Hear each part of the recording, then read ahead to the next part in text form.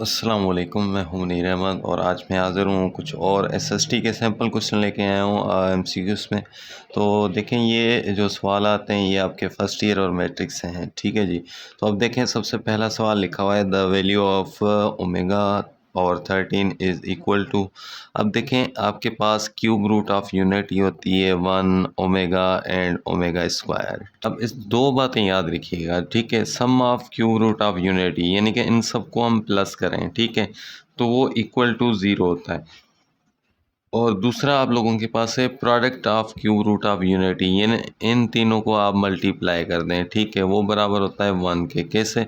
देखें, अब आपके पास ये जो है 1 इंटू ओमेगा ओमेगा हो जाएगा और ओमेगा की पावर 1 है, ओमेगा स्क्वायर के साथ मल्टीप्लाई होगा तो पावर आपस में प्लस हो जाएगी, तो ओमेगा क्यूब इक्वल टू 1, दो चीज़ें आपके पास आ जाएंगी, ठीक है।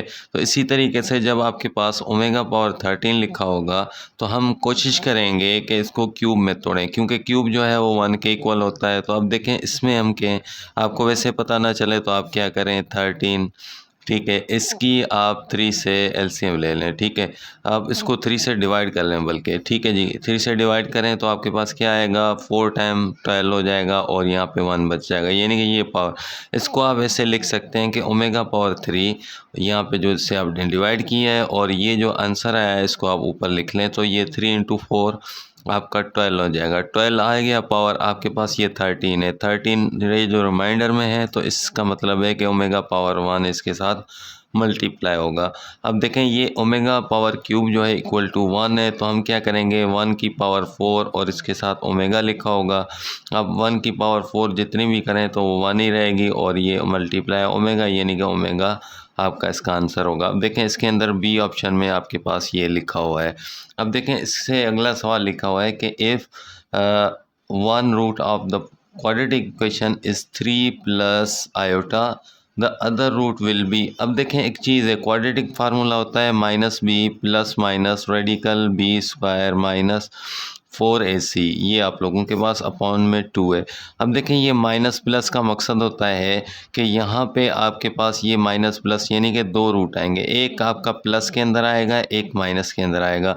अब ये जो रूट आपके पास मिला हुआ है, यानी कि क्वाड्रेटिक इक्वेशन का एक रूट जो है वो आपका 3 प्लस आयोटा है। तो अब आपके पास एक जो है अगर प्लस में आ गया तो डेफिनेटली एक पॉजिटिव है, तो एक जो है वो नेगेटिव के अंदर होगा, तो इसको माइनस आयोटा करेंगे। तो ये आप लोगों के पास 3 माइनस आयोटा ए ऑप्शन के अंदर मौजूद है, तो ये आपका ए ऑप्शन यहाँ पे करेक्ट होगा। अब देखें, याद रखिएगा कि जब भी क्वाड्रेटिक इक्वेशन होगी तो दो रूट मिलेंगे, एक मिलेगा पॉजिटिव, एक मिलेगा नेगेटिव, और ये बीच में निशानी होगी, ठीक है।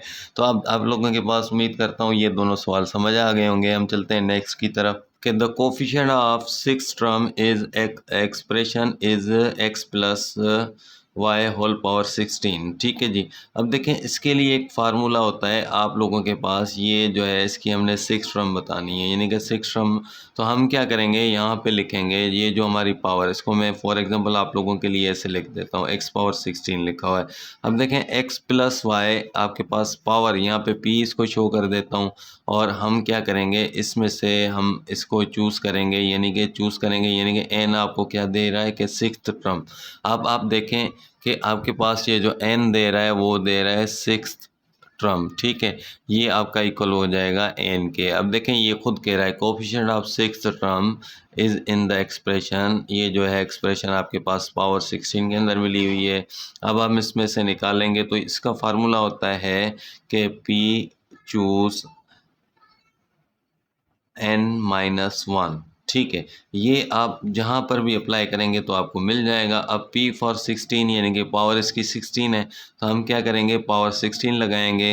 N यानी कि कौन सी टर्म आपको चाहिए, किसका कोफिशिएंट चाहिए, सिक्स टर्म का, तो यहाँ पे 6 लिखेंगे और इसमें से एक माइनस कर लेंगे, यानी कि आपका चूज़ आएगा 16 चूज़ 5, यानी कि ये आप लोगों की जो है एक्सप्रेशन, यानी कि ए ऑप्शन आप लोगों का इसके अंदर करेक्ट हो जाएगा, ठीक है जी। इससे हम अगले सवाल पे चलेंगे। तो आप लोगों के पास लिखा हुआ है if F of X equal to 3x square plus 1 then F of zero is equal to, F of zero आप लोगों के पास क्या होगा, सिंपल, इसके अंदर हम लोगों ने कुछ भी नहीं करना।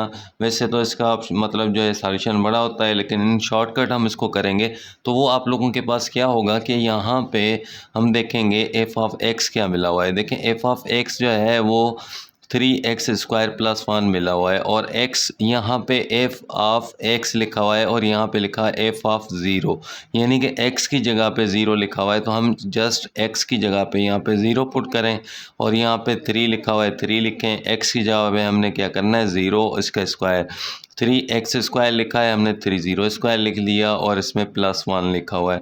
तो अब देखें, अब आपके पास 3, ये ज़ीरो का स्क्वायर ज़ीरो होगा, 3 को मल्टीप्लाई ज़ीरो से करेंगे और में +1 लिखा है, तो 3 और ज़ीरो को मल्टीप्लाई करें, 0 + 1 = 1 हो जाता है, और ये आप लोगों के पास बी ऑप्शन करेक्ट हो जाएगा। देखें इसमें आराम से हम इसमें से फाइंड कर सकते हैं, क्योंकि x की वैल्यू हमें यहाँ पे इसने खुद ज़ीरो दी हुई है। अब देखें नेक्स्ट क्वेश्चन की तरफ जाएंगे तो आप लोगों के पास लिखा हुआ है कि ये जो roots of quadratic equation are equal, अगर इक्वल हैं तो एफ क्या होगा। अब इसके जो रूट्स अगर इक्वल होते हैं तो वो इक्वल टू ज़ीरो होता है उसका डिस्क्रिमिनेंट। डिस्क्रिमिनेंट के लिए हम निशानी ये यूज़ करते हैं, और डिस्क्रिमिनेंट होता है b² - 4ac। तो अब देखें, ये मेरी पिछली वीडियो के अंदर आप लोगों के पास नीचे लिंक भी होगा, उसके अंदर मिले हुए हैं, लेकिन जो है उसके अंदर सारा डिस्क्राइब किया हुआ है कि ये कौन सा जो है ग्रेटर देन ज़ीरो हुआ डिस्क्रिमिनेंट तो क्या होगा, इक्वल टू ज़ीरो होगा तो क्या होगा। तो ये सारी चीज़ें वहाँ पे मैंने मेंशन की हुई हैं। तो अभी मैं यहाँ पे सिर्फ आप लोगों को ये बताऊँगा कि जब क्वाड्रेटिक इक्वेशन के रूट्स इक्वल होंगे तो आपका डिस्क्रिमिनेंट जो है b² - 4ac = 0 होगा, ठीक है। यानी कि डिस्क्रिमिनेंट इक्वल टू ज़ीरो, और डिस्क्रिमिनेंट की निशानी जो है वो आप लोगों के पास ट्रायंगल है, ठीक है। इसको आप कलर करें, विदाउट कलर रखें, ये आपका डिस्क्रिमिनेंट ही रहेगा। डिस्क्रिमिनेंट का जो मतलब होता है वो सिमेट्रिक डिफरेंस होता है, ठीक है। अब आप लोगों के पास जो क्वाड्रेटिक इक्वेशन के दो जवाब आएंगे, आपके पास एक जवाब आता है अल्फ़ा और दूसरा आता है बीटा। तो इसका मकसद है इन दोनों का जो रूट्स होंगे ये आपस में अल्फ़ा इक्वल टू बीटा होगा, दोनों रूट्स आपस में इक्वल होंगे, दोनों जवाब इक्वल आएंगे, ठीक है जी। तो उसके लिए हमारा इसका इक्वल होना इक्वल टू ज़ीरो होना लाजमी है। तो ये आप लोगों के पास बी ऑप्शन करेक्ट होगा। उम्मीद करता हूँ आज की वीडियो आप लोगों को पसंद आई होगी। इंशाल्लाह ताला हम मिलेंगे अगली वीडियो के अंदर, तब तक के लिए दीजिएगा इजाज़त। अल्लाह हाफिज़।